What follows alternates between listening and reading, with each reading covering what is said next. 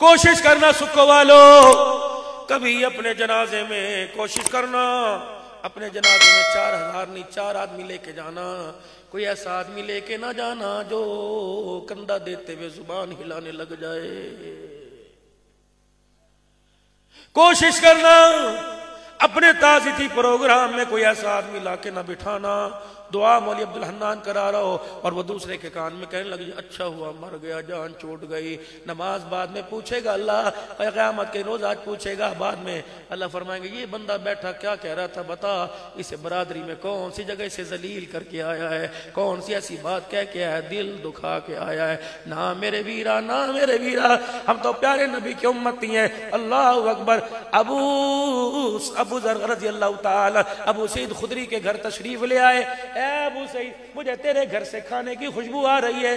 جی جی اللہ کے رسول کیا پکا رہا ہے؟ اللہ کے نبی بکری کا گوشت پکا رہا ہوں، فیورٹ ڈش آپ کی، آپ کو شانے کا گوشت یہ پسند ہے، میں شانے کا گوشت ہی پکا رہا ہوں۔ اللہ کے نبی بیٹھئے، بنا ہوا سالن 5 منٹ میں تیار ہوگا، آپ بیٹھئے دسترخوان لگائیں۔ اللہ کے نبی پیچھے پیچھے آگے، ہنڈیا میں چمچہ چل رہا تھا، آپ شوربہ سالن دیکھ کے فرمایا ابو سعید تو کھائے گا مجھے کھلائے گا؟ جی جی۔ اے ابو سعید اگر میں تیرے سے کچھ پوچھوں ناراض تو نہیں ہوگا؟ نہیں اللہ کے نبی۔ ابو سعید بتا تیرے محلے میں سب کے گھر سب چھوٹا گوشت پکا؟ کہا نہیں نہیں اللہ کے نبی یہ تو پتہ نہیں میرے گھر کے علاوہ کسی کے ہاں سبزی بھی پکی کہ نہیں۔ فرمایا کیوں؟ کبھی نماز پڑھ کے آ رہا تھا، وہ آپ کے صحابی میرے ساتھ ساتھ آئے اور کہنے لگے ابو سعید دعا کر، 3 دن گزر گئے پیٹ میں کچھ نہیں گیا، کوئی تیرے گھر آئے تو مجھے دے دینا۔ آپ نے اچھا تیرے گھر گوشت پک رہا ہے اور بھی کوئی ہے؟ کہا 3 دن پہلے آپ نے فلاں کا جنازہ پڑھا تھا، اس کا گھر میرے ساتھ ہے، بیوہ یتیم 3 بچیاں بیٹھی ہیں۔ فرمایا تو چھوٹا گوشت کھائے گا؟ سامنے گھر کے اندر کہا کملی والے میری گھر والی سے دوپہر کہہ رہی تھی لگتا ہے تیرے گھر تیرا گھر والا کو سبزی لایا،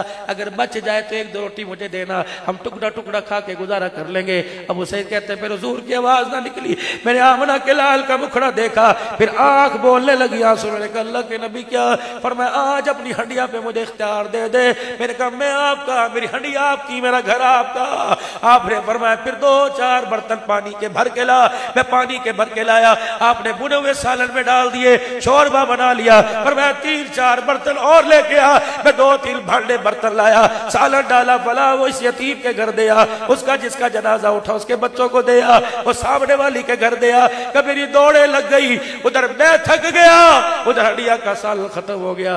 آپ نے فرمایا کوئی بچا؟ میرے کہا کملی والے کوئی نہیں بچا۔ پھر آپ نے ہڈیا اٹھوائی اپنے آگے رکھ لی، روٹی کا ٹکڑا توڑ کے میرے ہاتھ میں دیا اور روٹی کا ٹکڑا لے کے اپنے ہاتھ میں لیا، یوں ٹکڑا توڑ کے سالن میں لگایا، نہ بوٹی نہ ہڈی، اتنا سا سالن لگایا۔ میں حضور کی روٹی کے ٹکڑے پہ سالن دیکھ کے رونے لگ گیا۔ آپ نے فرمایا کیوں رویا؟